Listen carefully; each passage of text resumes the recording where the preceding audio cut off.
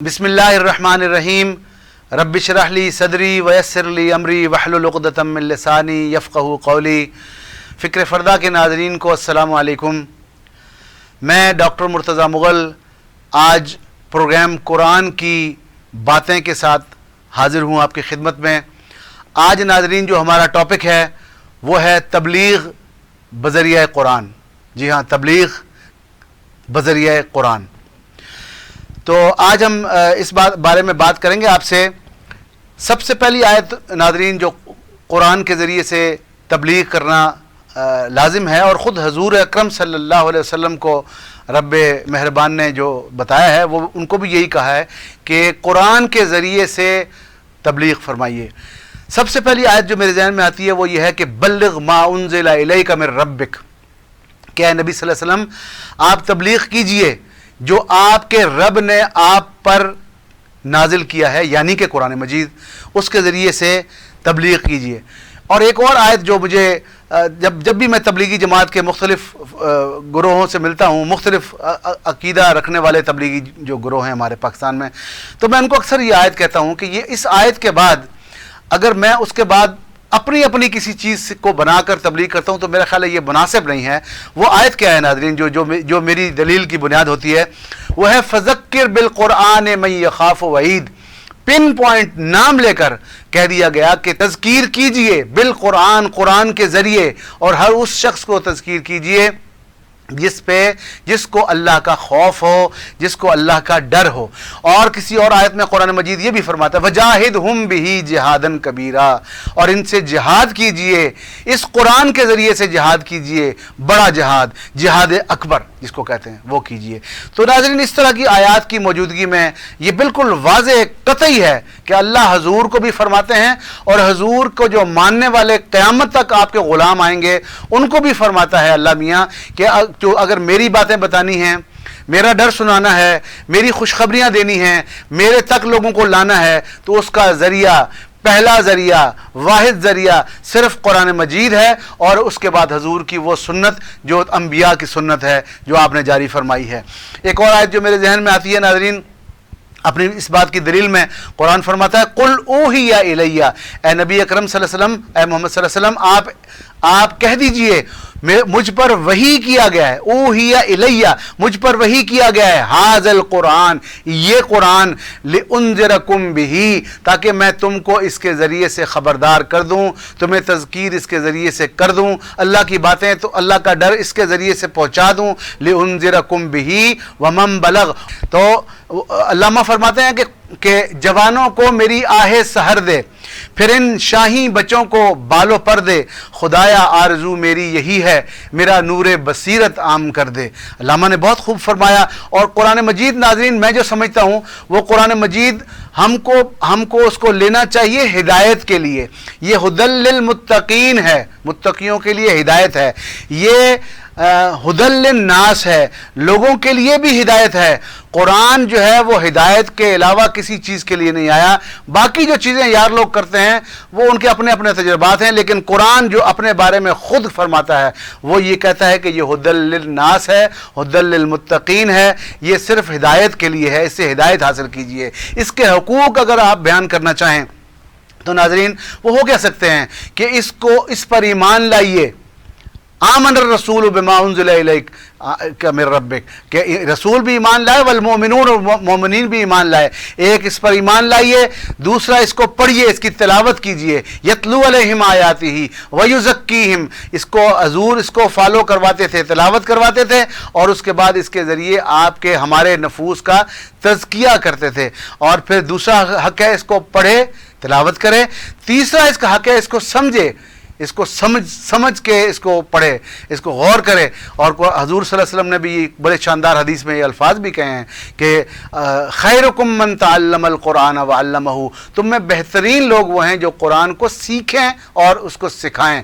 और उसके बाद चौथा हक़ कुरान मजीद का ये मैं समझता हूँ कि इस पर अमल करे। और पाँचवां हक़ वो ये है जो आज का मेरा टॉपिक है कि अगर अबलाग करना है, तबलीग करनी है, बात बतानी है, बात अल्लाह तक اللہ کی بات سمجھانی ہے، بندوں کو اللہ تک لے جانا ہے، بندوں کو اللہ کے رسول کا پیار ان کے دلوں میں جگانا ہے، تو صرف اور صرف قرآن ہے، اس کے ذریعے سے کیجئے، اور حضور کی سنت صلی اللہ علیہ وسلم کہ اس کے ذریعے بھی آپ اس کو جگائیے۔ علامہ فرماتے ہیں کہ خدا تجھے کسی طوفان سے آشنا کر دے کہ تیرے بحر کی موجوں میں اضطراب نہیں، تجھے کتاب سے ممکن نہیں فراغ تو کیا، کتاب خواہ تو صاحب کتاب نہیں۔ ہم قرآن خوانیاں تو کرتے ہیں، ہم بہت سی محافل برپا کرتے ہیں، یہ بہت خوبصورت محفل ہوتی ہے جو سیرت کی محفل ہو، جس میں حضور صلی اللہ علیہ وسلم کے بارے میں باتیں کی جائیں، جس میں اللہ کا قرآن سمجھا اور سمجھایا جائے، یہ تو بہت خوبصورت محافل ہوتی ہیں۔ لیکن جہاں ایک ریچولز کے طور پر ہم کرتے ہیں، مختلف چیزیں اس میں اندازی کر لیتی ہیں، ان سے میرا خیال ہے ذرا بچنا چاہیے۔ میں تو یہ سمجھتا ہوں کہ وہ علم جو تمہارے اخلاق و کردار میں مثبت اثر نہ ڈالے، اور وہ نماز جو تمہیں برائی اور بے حیائی اور منکرات سے نہ بچائے، یہ اس علم کی طرح سے ہے، ان کتابوں کی طرح سے ہے جو گدھے پر لاد دی جائیں۔ یہ عادت کی عبادت تو ہو سکتی ہے، لیکن اور یہ کوئی سچی عبادت، اللہ کی محبت میں عبادت نہیں ہو سکتی۔ قرآن یہودیوں کو مخاطب کر کے کہتا ہے مثل الذین حملوا التوراۃ ثم لم يحملوها كمثل الحمار يحمل اسفارا بئس مثل القوم الذين كذبوا بآیاتنا۔ تو اللہ کہتا ہے کہ ان علماء کی، جو یہودیوں کے علماء، ان کی مثال ایسی ہے جیسے گدھے پر کتابیں لاد دی جائیں۔ تو گدھے پر کتابیں لادنے والا علم نہیں ہونا چاہیے، علم وہ ہونا چاہیے جو انسانیت کو فلاح اور ان کو اعمال پر اکسائے، ان کو نبیوں سے پیار جگائے اور ان کو اللہ کی طرف لے کر جائے۔ میں تو یہ کہتا ہوں کہ اپنی کتابوں، چھوٹی کتابوں کو چھوڑ دیجئے، اللہ کی کتاب کو پکڑ لیجئے اور انبیاء کی سنتوں کو پکڑ لیجئے۔ اگر کوئی غیر مسلم آپ سے کوئی سوال کرے، فرض کریں تو وہ پوچھے غیر مسلم آپ سے کہ میں آپ کی چیزوں کو دیکھنا چاہتا ہوں، آپ کے اسلام کو پڑھنا چاہتا ہوں، آپ کے بارے میں سنجیدگی سے غور کرنا چاہتا ہوں، مجھے کوئی چیز بتائیے۔ تو اگر آپ سے سوال کرے تو میرا 100% یقین ہے کہ آپ اس کو کہیں گے جائیے قرآن مجید کو پڑھیے، قرآن مجید کو پکڑیے، اس کو پڑھیے، اس کو سمجھیے، آپ کو ہمارا دین کا نقشہ سمجھ میں آ جائے گا۔ لیکن اگر وہی انگریز، وہی یہودی، وہی عیسائی، وہی نان مسلم اگر پلٹ کے کبھی پوچھے کہ بھائیو آپ نے جب اسلام قبول کیا تھا تو کیا آپ نے بھی اسی قرآن کو پڑھ کر کیا تھا؟ تو میرے بھائیو بتائیے اس میں آپ کا کیا جواب ہوگا؟ تو میرا خیال ہے جواب جو ہے وہ آپ سمجھتے ہیں۔ تو ہمیں بھی یہ جواب دینے کے لیے تیار رہنا چاہیے، اور اس کے لیے ہمیں بائی چوائس قرآن مجید کو پڑھ کر، حضور صلی اللہ علیہ وسلم کی سنتوں کو جان کر مسلمان ہونا چاہیے۔ اور قرآن فرماتا ہے کہ قیامت کے دن اللہ کے رسول فرمائیں گے وقال الرسول، اور رسول کہیں گے یا رب، اے میرے رب، ان قوم اتخذوا هذا القرآن مہجورا، اس میری قوم نے قرآن کو پس پش ڈال دیا تھا۔ تو آپ سمجھیں کہ یہ کتنی بڑی چارج شیٹ ہے جو وہاں ہمارے پر کی جائے گی۔ علامہ فرماتے ہیں خود بدلتے نہیں، قرآن کو بدل دیتے ہیں، ہوئے کس درجے حق فقیہان حرم بے توفیق۔ اور علامہ فرماتے ہیں وہ زمانے میں معزز تھے مسلمان ہو کر، اور تم خار ہوئے تارک قرآن ہو کر۔ اور حضور نے فرمایا القرآن حجت لک و علیک، قیامت کے دن یہ قرآن تمہارے حق میں حجت ہوگا یا تمہارے خلاف حجت ہوگا۔ قرآن کی ایک اور آیت میں اللہ فرماتا ہے الذین آتیناہم الکتاب، وہ لوگ جن کو ہم نے کتاب دی ہے، یتلونہ، وہ اس کو تلاوت کرتے ہیں، اس کو فالو کرتے ہیں، حق کا تلاوت ہی، جیسا کہ اس کے تلاوت کرنے کا حق ہے۔ اور قرآن اپنے بارے میں خود فرماتا ہے، بڑی خوبصورت آیت ہے، ان ھذا القرآن یہدی للتی ہی اقوم، یہ قرآن بالکل سیدھی تیر راہ دکھاتا ہے۔ قرآن فرماتا ہے تبارک الذی نزل الفرقان علی عبدہ، یہ بابرکت ہے یہ فرقان، یہ حق اور باطل کے درمیان فرق کرنے والا قرآن، یہ بابرکت ہے علی عبدہ، جو ہم نے اپنے بندے پر نازل فرمایا، لیکون للعالمین نذیرا، تاکہ یہ تمام جہان والوں کو خبردار کر دے۔ یہ ہمارے لیے نہیں ہے، یہ پورے انسانوں کے لیے، تمام جہانوں کے لیے ہے۔ قرآن نذیر للعالمین کی بات بھی کرتا ہے کہ یہ جو نذیر ہے، خبردار کرنے والا ہے جہان والوں کو۔ اور قرآن یہ بھی کہتا ہے کہ ورتل القرآن ترتیلا، آپ قرآن کو پڑھیے ترتیل کے ساتھ، ٹھہر ٹھہر کر، اچھے طریقے سے، دل میں بسنے والے انداز سے. اور قرآن تو اس وقت بھی کہتا تھا جب آدم علیہ السلام کو زمین پر اتارا، کہا قُلْنَا اهْبِطُوا مِنْهَا جَمِيعًا فَإِمَّا يَأْتِيَنَّكُم مِّنِّي هُدًى فَمَن تَبِعَ هُدَايَ فَلَا خَوْفٌ عَلَيْهِمْ وَلَا هُمْ يَحْزَنُونَ. جاؤ آدم اور آپ کے ساتھی زمین پر اتر جاؤ، میری طرف سے تم ہدایات پاؤ گے، میری طرف سے تم آیات پاؤ گے، اور جو میری ان آیات کی پیروی کرے گا اس کو نہ خوف ہوگا نہ حزن ہوگا. اور قیامت کے دن اللہ پوچھے گا اولم تک تاتیکم رسلکم بالبینات، کیا تمہارے پاس میرا کوئی رسول نہیں تھا آیا میری بین نشانیاں قرآن لے کر؟ تو وہاں ہم کہہ دیں گے، وہاں ہم کہیں گے. میرے ناظرین، آپ میرے بہنوں بھائیوں، آپ دیکھو یہاں ہمیں سبق حاصل کر لینا چاہیے کہ رب العالمین کہہ رہا ہے کہ وہاں تم کہو گے غلبت علینا شکوتنا وکننا قوما ضالین. پروردگار آیا تو تھا، قرآن پیش کرنے والا آیا تھا، ہم پر ہماری بدبختی غالب آ گئی اور ہم گمراہوں میں سے ہو لیے. اور سورہ ملک کی آیت کو میں آپ کے سامنے پڑھتا ہوں. کیا خوبصورت آیت ہے کہ وہ کہتی ہے الم یاتکم نذیر.